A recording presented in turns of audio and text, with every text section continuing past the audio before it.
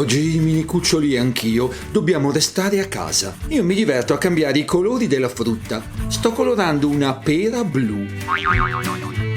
Poi farò una banana rossa. Voi siete capaci di disegnare un cavolfiore rosso? Io sto giocando al tirassegno. Prima sono arrivato molto vicino al centro. Voi riuscite a prendere il centro? Io ho costruito 2 burattini e sto preparando la fiamma di Cenerentola. Perché non fai come me? È facile, sai?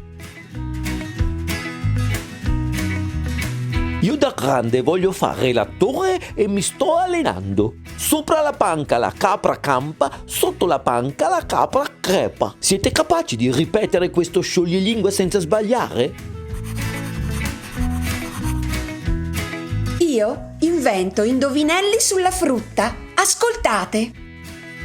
Non occorre un lungo viaggio, basta solo aspettar maggio, che è il mese delle rose e ancor più di queste cose. Non son cose, è un mini frutto. Non si mangia proprio tutto, perché al centro ha un osso grosso e all'esterno è rosso rosso. Poi ti dico, se ti importa, che si mette sulla torta, ma non è una candelina, è una rossa. Dai, indovina!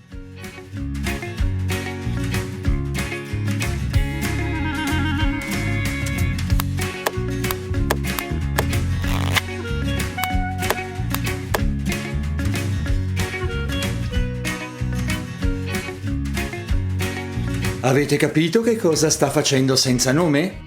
Ha disegnato 10 cartelli con 10 disegni diversi, poi li ha coperti. Ora deve ripetere che cosa è disegnato nei cartelli. Perché non lo fate anche voi? A casa, con un po' di fantasia, ci si diverte.